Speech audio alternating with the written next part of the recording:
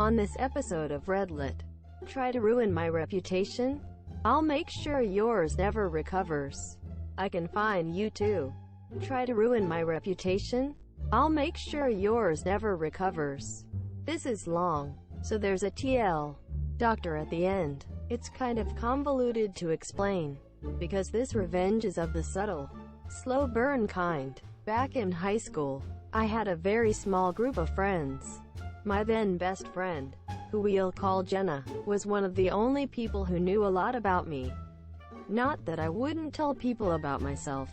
I just never bothered to unless asked. But Jenna and I would talk about everything and anything we could. As most best friends do. We had our ups and downs for sure. But in the end, we were inseparable. That is, until the incident happened.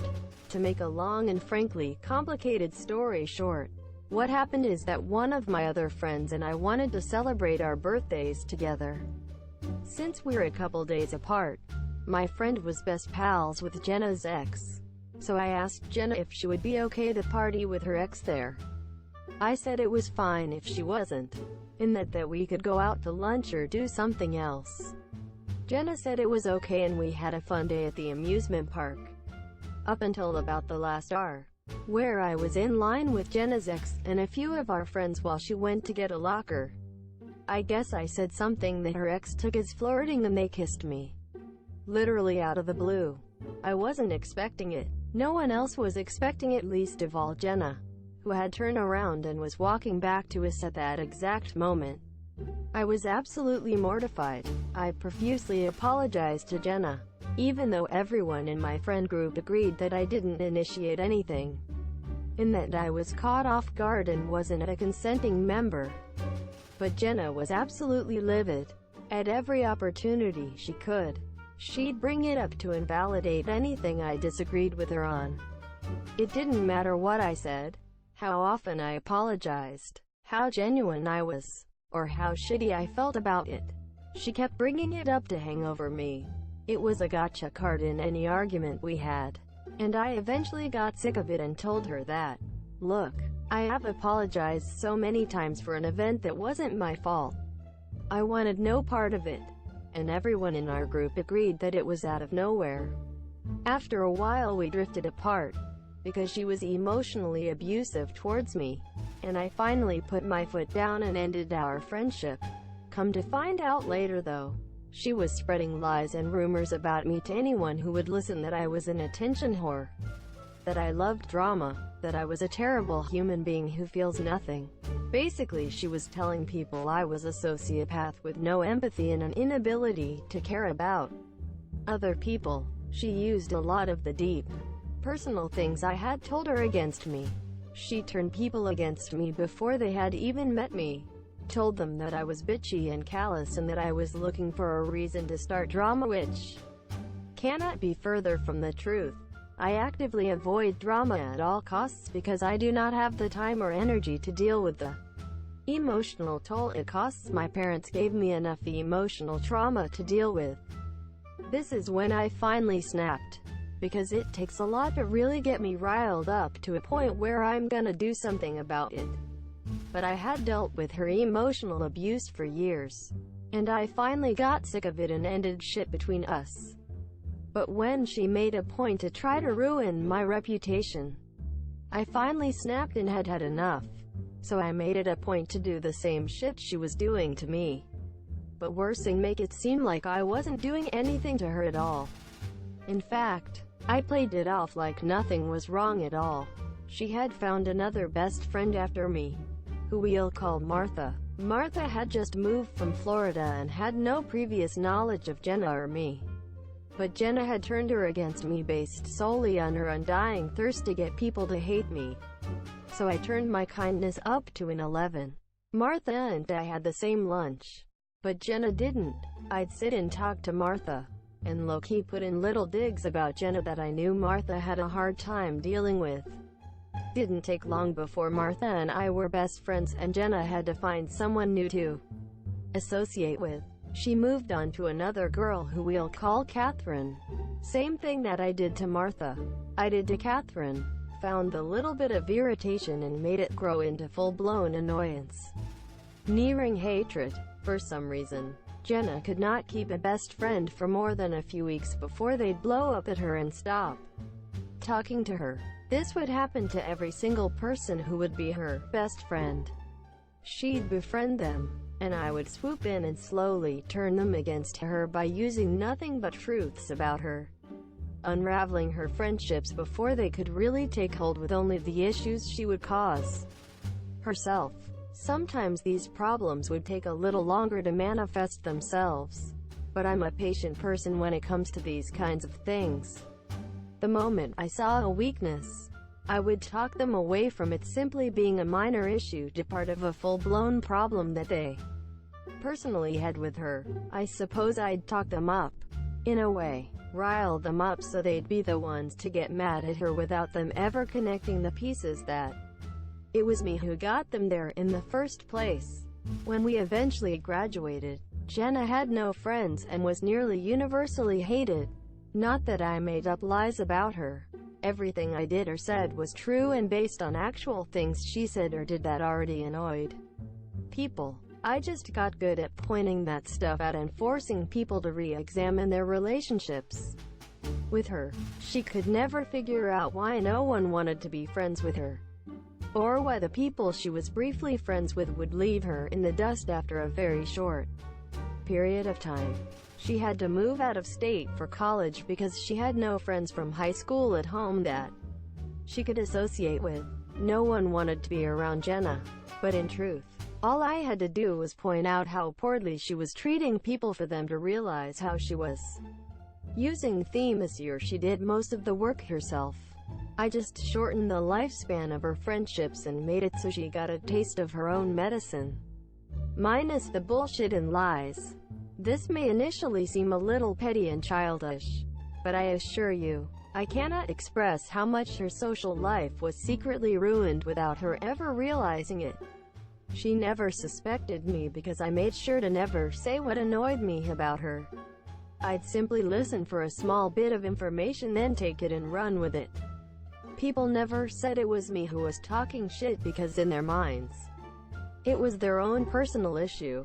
In reality, I was the one who sent them over the edge. She believes people just hate her for no reason, not because she took her anger a step too far and pushed me over my limit. TL. Dr. My ex-best friend tries to slander me and ruin my reputation. So I secretly go behind her back and ruin every single friendship, relationship she had out of spite and pure anger without her ever realizing it. I can find you too. This is the story of my cousin. He used to work as a parking officer a few years ago. The following story happened to him and his response seemed befitting to this subreddit. One day my cousin was off shift, and in his civilian clothing, he was simply shopping for groceries at the supermarket that evening. Once he left the supermarket, he went back to his car and loaded the trunk with his groceries. He proceeded to put the key in the ignition and start the car. Before he was able to exit his parking space, he got blocked by another car, meaning to stop him from leaving his parking spot. Then comes out a guy who was trying to confront my cousin, knocked on his window and ordered him to step out of the vehicle, while flashing a badge. Turns out he is an undercover cop in civilian clothes, driving in an unmarked vehicle. My cousin complied, and stepped out. Jerk. Seems that you have quite a beast of a ride there, my friend. Cousin. It's only a family SUV, officer. Jerk. I'm not quite sure about that. I heard some unusual sounds from your engine as you pull over. I suspected you might have installed some illegal performance modifications on your vehicle. Cousin. I assure you, I haven't. My car is in perfect stock condition. Jerk. Well, I had to make sure, so I waited for you until you got back and turned the ignition again. And I do believe there might be a few modifications to your car now that I heard it again. Cousin. I'm pretty confident that I did not install any modifications on my car. Feel free to check under the hood. My cousin pops the hood open. Jerk. Well, what do we have here? You modified your air intake system this year. Cousin, that's a stock intake. What makes you even think that this is a modified one? And now my cousin is starting to get pissed at him and questioning his competence at what he is claiming to know. Cousin, look dude, I'm not sure you even know what you are talking about here. Jerk, oh I know. I knew it since I heard you unusual engine. I know you're packing. Cousin, why would anyone even modify a family SUV like it was a street race car? Jerk, I don't know, you tell me. Anyway, I'm issuing you a ticket for this. Cousin, you are issuing me a ticket for something you clearly are not experienced in? Look buddy, you're trying to plan fictional modifications in my car and I have the hood wide open for you. So please drop the act.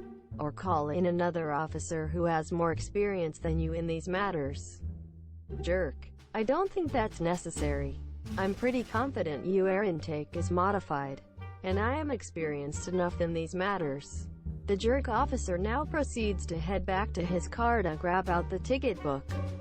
This is where the sweet revenge starts. Cousin is furious and decides to retaliate. Cousin heads back to his car as well to grab his own ticket book.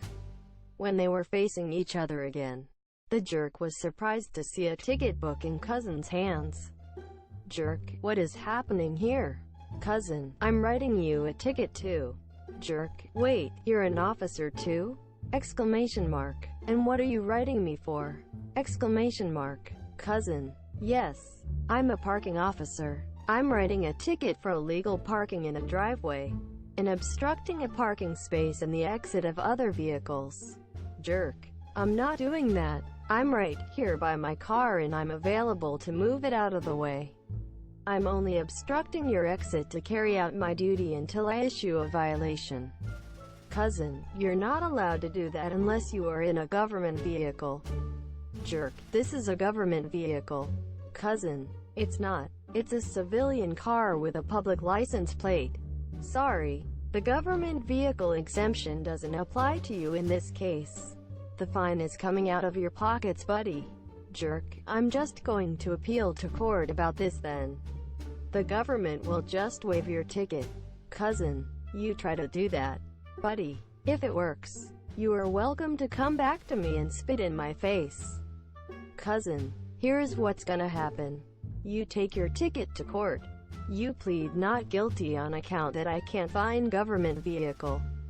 The rules for undercover cops is that if they're in unmarked vehicles, they are fully responsible for any accidents or violations as long as you have your sirens hidden and dispatch haven't sent you, which is true in my country. The car is currently treated as a civilian car since those conditions don't apply. Therefore you are responsible for this violation. As for my ticket, I'm going to appeal to court as well. The court will assign a other experienced officer to inspect my car, since I'm confident that I didn't modify my car in any way. And you're full of shit. I'm getting this ticket waived. This will also possibly get reported and posted in your file at your police station for falsifying violations. My guess is that you are just trying to fill a ticket quota for a promotion or something.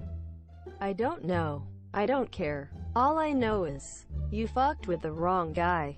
The jerk officer's face was reddening with anger, and my cousin shoved his ticket in his hand and tried to grab the one out of his. Jerk was reluctant in handing out the ticket, seeing that the outcome was going to backfire at him. So my cousin yanked it out of his hand and went inside his vehicle. Cousin, rolls down window. If you will excuse me now, I need you to move your vehicle. I have a wife and a baby son waiting to be fed. Jerk was mumbling as he walks to his vehicle while my cousin left smiling.